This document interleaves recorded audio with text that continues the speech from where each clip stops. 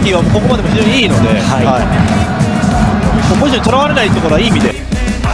Grup C putaran ketiga kualifikasi Piala Dunia 2026 zona Asia benar-benar sangat panas bagi pelatih, tak terkecuali Shin Tae-yong.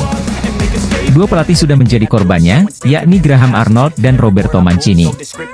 Arnold terpaksa melepaskan kursi pelatih timnas Australia pada 20 September 2024 setelah kalah kandang 0-1 dari Bahrain dan ditahan Indonesia 0-0 di Jakarta. Fans Australia tak bisa menerima start buruk itu dan Arnold menyadarinya. Pelatih berusia 61 tahun itu kemudian digantikan Tony Popovic. Dalam sentuhan pertamanya, Popovic berhasil membawa Australia menang 3-1 atas Cina, menahan tuan rumah Jepang 1-1, dan bermain 0-0 dengan Arab Saudi. Hasil-hasil itu menempatkan Australia ke posisi kedua klasemen grup C dengan 6 poin. Sebulan setelah Arnold mundur, giliran Roberto Mancini yang dihantam badai. Tekanan terhadap pelatih asal Italia itu sebetulnya sudah muncul sejak bermain kandang 1-1 versus timnas Indonesia dalam laga pembuka grup C. Walau kemudian membawa pulang kemenangan 1-2 dari kandang Cina, Mancini tetap terancam. Ketika kalah 0-2 dari Jepang di kandang sendiri, ancaman itu makin menjadi-jadi. Puncaknya terjadi setelah ditahan Bahrain 0-0 di depan para pendukung sendiri di Jeddah. Pada 24 Oktober 2024, panasnya kursi pelatih timnas Arab Saudi memaksa Mancini untuk mengakhiri kontraknya lebih cepat. Pelatih timnas Cina Branko Ivankovic juga sudah sempat digoyang sangat kencang buntut 3 kekalahan beruntun dari Jepang, Arab Saudi, dan Australia. Untunglah, untuk sementara goyangan itu reda setelah Cina menekuk timnas Indonesia 2-1. Apalagi kemudian menang 1-0 di kandang Bahrain pada 14 November lalu. Tekanan kini jatuh ke Dragan Talajik, pelatih timnas Bahrain. Talajik mengemis kepada fans timnas untuk tetap percaya kepada timnas dan berjanji segera bangkit. Yang terbaru, Shin Tae-yong merasakannya di timnas Indonesia. Setelah skuad Garuda kalah 0-4 dari Jepang pada 15 November lalu, desakan agar pelatih asal Korea Selatan itu mundur mulai menggema lewat tagar Esteot. Timnas Indonesia kini berada di dasar klasemen grup C dengan 3 poin hasil dari 3 kali imbang dan 2 kali kalah. Tim nasional Indonesia babak belur dihajar Jepang di matchday kelima grup C babak ketiga kualifikasi Piala Dunia 2026 zona Asia, pada Jumat, 15 November 2024, malam waktu Indonesia Barat bermain di Stadion Utama Gelora Bung Karno, Jakarta. Skuad Garuda tepatnya kalah dengan skor 0-4. Awalnya timnas Indonesia dapat bermain baik di awal babak pertama. Namun, Jepang akhirnya berhasil mengeluarkan permainan terbaiknya dan mencetak 2 gol di babak pertama lewat Justin Hubner dan Takumi Minamino. Lalu 2 gol lagi tercipta di babak kedua gara-gara gol Hidemasa Morita dan Yukinari Sugawara. Dengan kekalahan itu, timnas Indonesia kian terpuruk di dasar klasemen grup C ya. Garuda menempati peringkat ke-6 dengan 3 poin dari 3 imbang dan 2 kekalahan. Sementara Jepang mantap di peringkat pertama dengan 13 poin, hasil dari 4 kemenangan dan 1 imbang. Timnas Indonesia secara mengejutkan tidak bermain total bertahan seperti yang diperkirakan. Skuad Garuda bermain terbuka dan bahkan beberapa kali mampu menekan pertahanan Samurai Biru, julukan timnas Jepang. Meski secara penguasaan bola Jepang sangat unggul, timnas Indonesia setidaknya mampu menciptakan 2 peluang di babak pertama. Salah satunya bahkan shot on goal saat Ragnar Oratmangon berduel dengan kiper Jepang, Zion Suzuki di awal laga. Hingga pertengahan babak pertama, timnas Indonesia masih menahan Jepang 0-0. Namun, di menit 35 Jepang justru berhasil unggul karena gol bunuh diri Hubner. Hubner sejatinya mencoba menghalau bola, namun arah bola justru masuk ke gawang sendiri. Setelahnya, Jepang pun masih bisa menambah keunggulan. Tepatnya pada menit 40, Takumi Minamino berhasil mencatatkan namanya di papan skor. Jepang mampu memaksimalkan 5 tembakan yang diciptakan di babak pertama menjadi 2 gol. Memasuki babak kedua, Jepang tampil lebih menekan. Tak heran babak kedua baru berjalan 4 menit, Samurai Biru langsung cetak gol lagi. Gol Jepang akhirnya tercipta lagi, tepatnya pada menit 69. Kali ini giliran Yukinara Sugiwara yang mencatatkan namanya di papan skor. Skor 0-4 tak berubah sampai laga berakhir. Timnas Indonesia gagal mencuri poin dari Jepang. Setelah Kevin Dix, kini timnas Indonesia dipastikan bakal ketambahan amunisi baru lewat pemain keturunan yang baru saja tiba di Jakarta hari ini, Rabu, 13 November 2024. Mereka adalah Tim Gepens dan Dion Marks, 2 pemain muda dari Liga Belanda tersebut terpantau sudah tiba di tanah air. Dari postingan di media sosial yang beredar, kedua pemain tersebut hadir di Indonesia bersama agen dari Indonesia, Fardi Bahdim. Menurut keterangan dari pelatih Timnas Indonesia U20, Indra Syafri disebutkan bahwa tim Gepens dan Dion Marks bakal menjalani proses perpindahan kewarganegaraan. Ada dua yang sedang diproses, Dion dan tim. Tanggal 14 dia datang ke Indonesia untuk tes kesehatan, mungkin interview dan sebagainya, diucapnya pada 9 November 2024 lalu. Meski bakal hadir di Jakarta, namun Indra belum memastikan apakah kedua pemain itu sudah sah menjadi bagian skuad Merah Putih. Karena menurutnya, yang menentukan adalah federasi, dalam hal ini Ketua Umum PSSI Erick Thohir. Kalau sudah bersalaman dengan ketum kami, itu pasti. Kalau belum salaman, belum pasti. Kami sebagai pelatih hanya memberikan rekomendasi, ada dua. Apakah itu bisa atau tidak, nanti tergantung proses federasi kita, katanya. Upaya naturalisasi kedua pemain itu disebut-sebut untuk memperkuat skuad Merah Putih U20 di laga Piala Asia yang akan diselenggarakan di Cina, Februari 2025 mendatang. Timnas sebelumnya sudah memanggil Dion di Toulon Tournament pada Juni lalu dalam rangkaian pemusatan latihan di Italia. Pemain kelahiran Belanda itu saat ini memperkuat klub Nijmegen. Adapun tim Gepens saat ini membela klub FC Ermen di Belanda. Pemain berusia 19 tahun itu telah tampil di berbagai laga di level U18 dan U21, seperti Keukenkampioen Divisie, U18 Division, dan Eredivisie. Andai proses naturalisasi tim Gepens dan Dion Marks rampung, maka Timnas Indonesia ketambahan 3 pemain keturunan baru bulan ini. Sebelumnya pada Jumat, 8 November 2024, lalu, skuad Garuda resmi ketambahan Kevin Dix yang sah menjadi WNI setelah mengambil sumpah dan janji pewarganegaraan di Copenhagen, Denmark. Kehadiran Kevin Dix bakal jadi amunisi berharga Timnas Indonesia Senior yang akan tampil di putaran ketiga kualifikasi Piala Dunia 2026 bulan ini. Pelatih Timnas Indonesia, Shin Tae-yong memberikan konfirmasi. Ia menjamin Kevin Dix akan bermain dengan timnya menghadapi Jepang.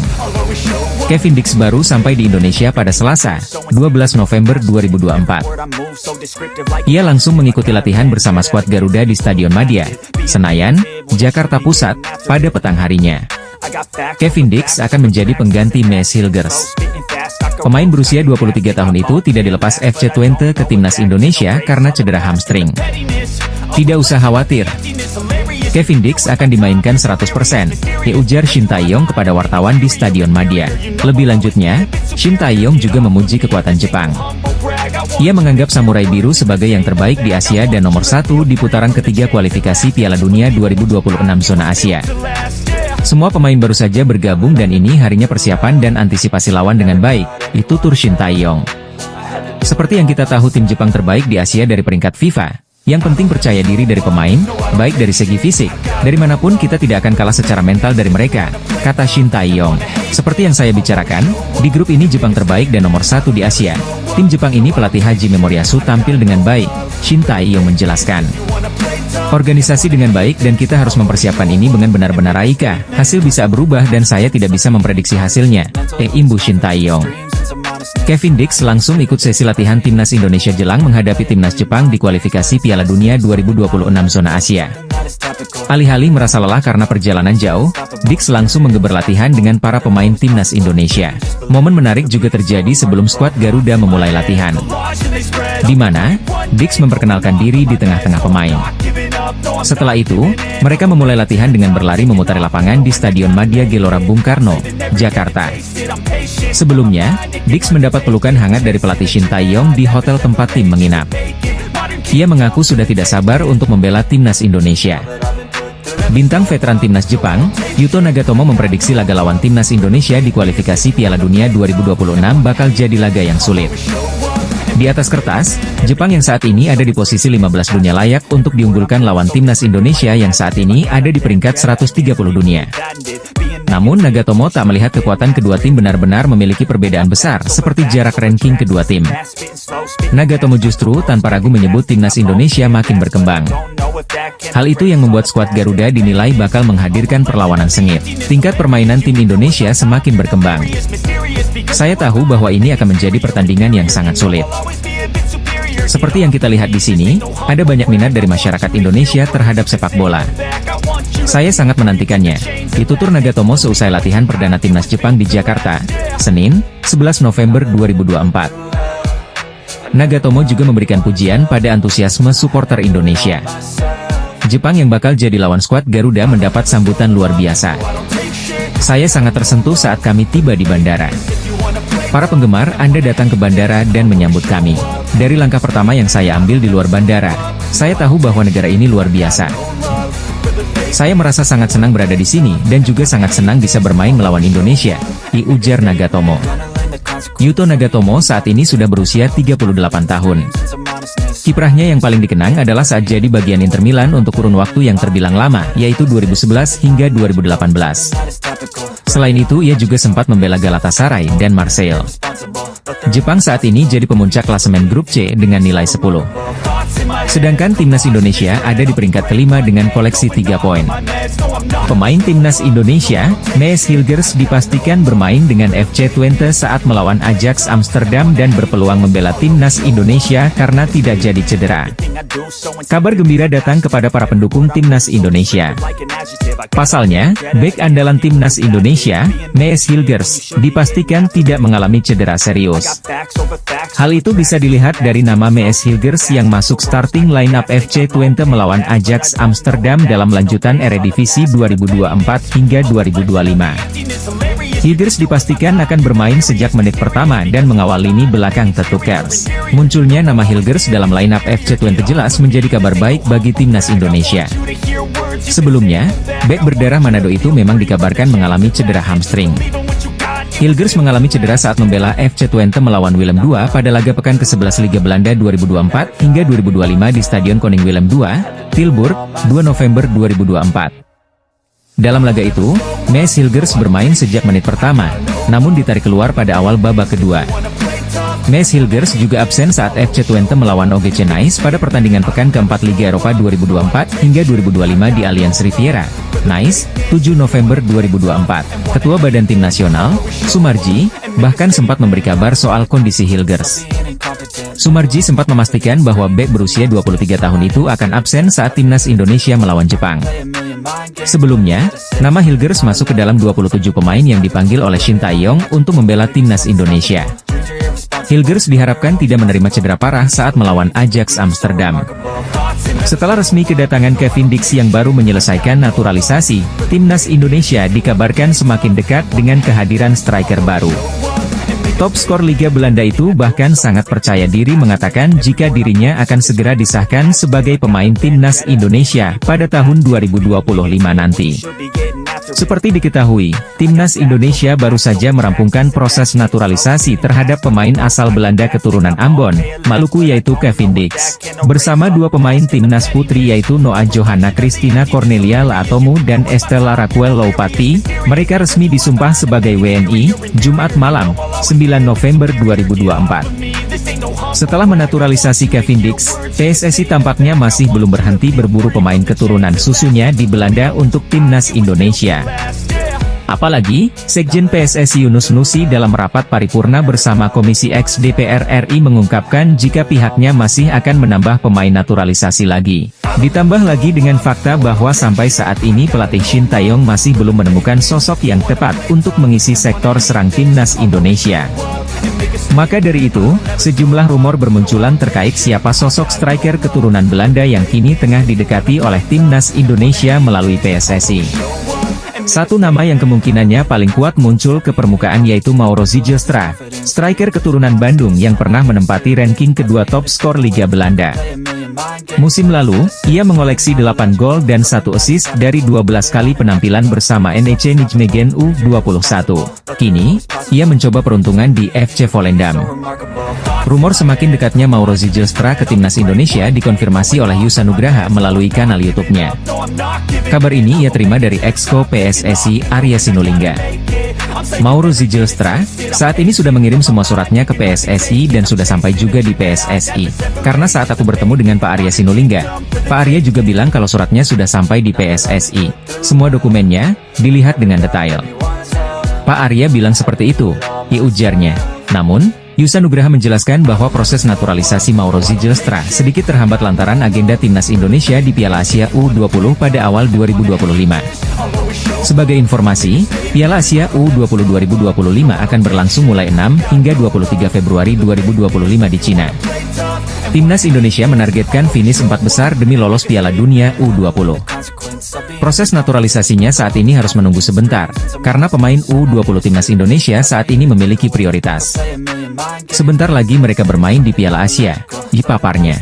Sebelumnya, Mauro Ziljestra pernah mengatakan kalau dirinya hampir menyelesaikan proses naturalisasinya untuk memperkuat Timnas Indonesia. Semua dokumennya sekarang ada di PSSI. Aku tinggal menunggu sampai mereka memeriksa semua dokumen itu, jelas Mauro Ziljestra dikutip dari YouTube Yusa Nugraha. Tapi, Mauro Ziljestra belum bisa mengungkapkan kapan waktu yang pasti terkait proses naturalisasinya diselesaikan oleh PSSI. Ketua Umum PSSI Erick Thohir menegaskan Timnas Indonesia akan tetap mengincar poin dalam 2 pertandingan kualifikasi Piala Dunia 2026 melawan Jepang dan Arab Saudi di Stadion Gelora Bung Karno. Tim Merah Putih akan menjamu Jepang dan Arab Saudi dalam lanjutan matchday kelima dan ke-6 Grup C babak ketiga kualifikasi Piala Dunia 2026. Skuad Garuda akan bertemu Jepang pada Jumat, 15 November 2024, dan Arab pada Selasa, 19 November 2024, di Stadion Gelora Bung Karno, Jakarta. Meski menghadapi tim-tim kuat Asia, Erick optimis timnas Indonesia yang dilatih Shin Tae-yong bisa mendekati target 15 poin yang telah ditetapkan sebelumnya. Media sepertinya yang lebih mengerti soal target poin, yang lebih jago memprediksi media, kalau kita hanya kerja keras. Tapi kalau saya selalu setiap pertandingan ingin dapat poin. Karena waktu itu kan saya sampaikan 15 poin untuk 10 pertandingan. Kali ini kita 4 pertandingan meraih 3 poin, artinya untuk mencapai 15 poin tidak mudah. Terbaik mungkin 12 poin, ujar Erick di sela memantau kondisi rumput SUGBK, Jakarta, Jumat, 7 November 2024.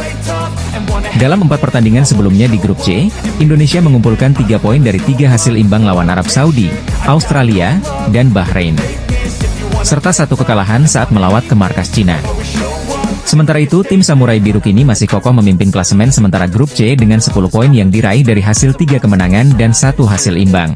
Erick menekankan bahwa target lolos ke Piala Dunia 2026 tetap menjadi prioritas utama PSSI.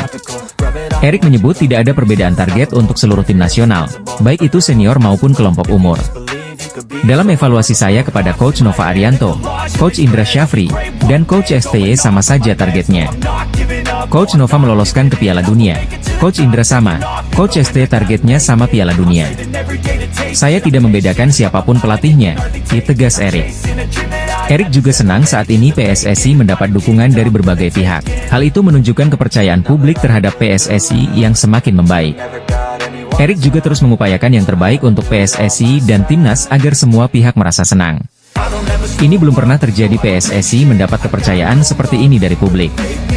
Ada sponsor susu, minuman, perusahaan finance, aksiar, dan tiketing. Ini membuktikan ketika PSSI bekerja secara profesional dan transparan, semua pihak merasa senang. Pemerintah happy, masyarakat happy, sponsor dari pihak swasta happy, ucap Erick. Meski demikian, Erick menegaskan PSSI tidak boleh cepat puas. Dengan keberhasilan PSSI saat ini, semua mata akan tertuju pada PSSI, dan harapan masyarakat pastinya lebih tinggi lagi. PSSI tidak boleh puas, tidak boleh cepat ngos-ngosan, harus terus berpacu lagi, kuat lagi.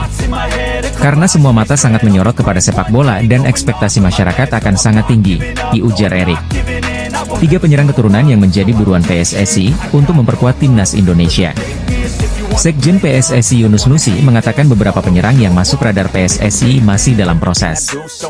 Ya, kita tetap dalam proses. Striker kita masih dalam proses, kata Yunus Nusi kepada awak media. Kami belum bisa mengumumkan namanya.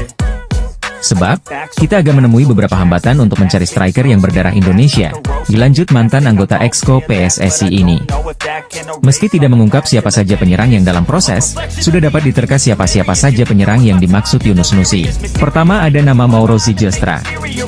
Dalam beberapa kesempatan, Mauro Ziljestra mengaku sudah mengirimkan berkas naturalisasi kepada PSSI. Pernyataan itu pertama kali diungkapkan Mauro Ziljestra medio Agustus 2024. Namun, hingga PSSI memperkenalkan Mees Hilgers, Eliano Reijers sampai Kevin Dix sebagai calon pemain Timnas Indonesia, Mauro Ziljestra tak kunjung mendarat di tanah air. Saat ini, Mauro Ziljestra berstatus penyerang FC Volendam U21.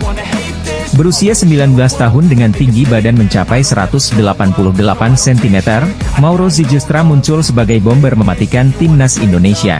Mengutip dari laman Transfermarkt, Mauro Zylstra telah mengemas 2 gol dan 1 assist dari 3 penampilan bersama FC Volendam U21. Kedua ada nama Ulla Romeni. Sejak Maret 2024, PSSI sudah mendekati penyerang FC Utrecht yang satu ini. Namun, sampai sejauh ini Ulla Romeni belum mengiyakan gabung timnas Indonesia sekalipun sudah dibujuk sang rekan, Ragnar Oratmangoen. Bersama FC Utrecht musim ini, Ulla Romeni tampil oke. Dari 9 laga Eredivisie 2024 hingga 2025, pesepak bola 24 tahun ini mengemas 2 gol.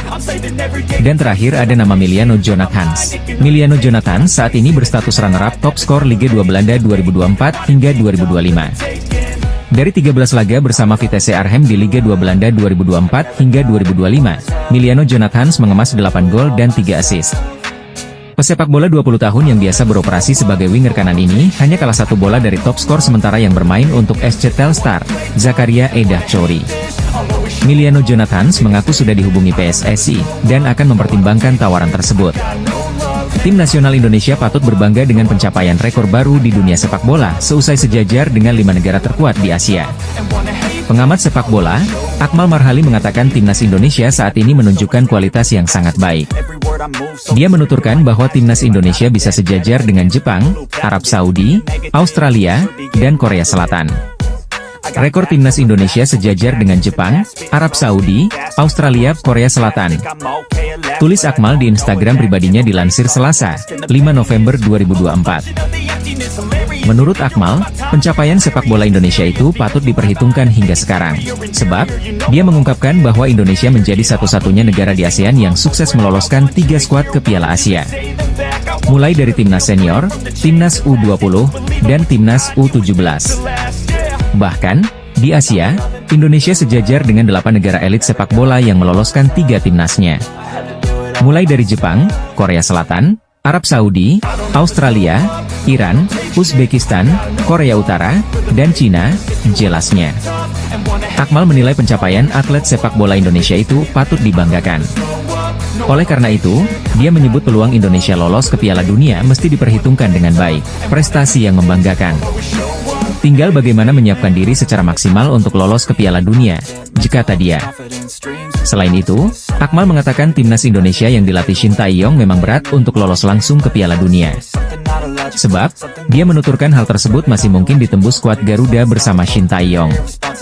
Mulai dari timnas senior yang dilatih Shin Tae-yong yang sedang berjuang di babak ketiga kualifikasi Piala Dunia 2026 Grup C Zona Asia. Untuk lolos langsung sangat berat. Tapi, buat lolos ke babak keempat kualifikasi Piala Dunia 2026 sangat terbuka. Syaratnya, kalahkan Bahrain dan Cina saat menjadi tuan rumah, paparnya. Sementara itu, Akmal Marhali turut menyoroti persiapan timnas Indonesia U20 di bawah kepemimpinan pelatih Indra Syafri dan timnas Indonesia U17 bersama pelatih Nova Arianto. Dia mengungkapkan timnas junior itu bisa mendapatkan tiket ke Piala Dunia U20 dan U17 sekaligus. Komisi 13 DPR RI mengabulkan permohonan naturalisasi Kevin Dix. Sang pemain ditargetkan dapat turun di laga timnas Indonesia versus timnas Arab Saudi pada 19 November 2024. Keputusan pemberian status kewarganegaraan untuk Kevin Dix diambil dalam rapat kerja Komisi 13 DPR RI bersama Menpora RI Dito Aryo Tejo dan Sekjen PSSI Yunus Nusi. Raker itu berlangsung di Gedung Parlemen, Senayan, Jakarta, Senin, 4 November 2024. Dengan begitu, proses naturalisasi Dix akan berlanjut tahap rapat paripurna DPR RI yang biasanya berlangsung hari Selasa. Setelah itu, berkas akan dibawa ke Sekretariat Negara untuk diterbitkan keputusan Presiden RI dalam hal ini Prabowo Subianto. Dari sana, Dix baru akan menjalani pengambilan sumpah WNI. Terakhir, ia harus melewati proses perpindahan federasi untuk bisa membela timnas Indonesia. PSSI menargetkan seluruh proses itu rampung sebelum laga kontra timnas Arab Saudi. Dengan demikian, Dix bisa didaftarkan untuk pertandingan yang berlangsung pada 19 November 2024 di Stadion Utama Gelora Bung Karno. Sekjen Yunus Nusi mengatakan harapan PSSI agar Komisi 13 DPR RI bisa mengabulkan permohonan proses naturalisasi tersebut, dibunyi pengumuman di situs resmi PSSI. Apalagi Kevin Dix bisa melakukan debut melawan Arab Saudi pada laga ronde ketiga kualifikasi Piala Dunia 2026 zona Asia, diimbu pengumuman itu. Dengan waktu kurang dari 2 pekan, patut dinanti apakah proses naturalisasi Dix bisa rampung secepat mungkin atau tidak. Sebab, waktunya terlalu mepet. Timnas Indonesia akan tampil di Piala AFF 2024 pada akhir tahun ini dan pelatih Shin Tae-yong telah mengonfirmasi bahwa dirinya akan mengandalkan pemain di bawah usia 22 tahun.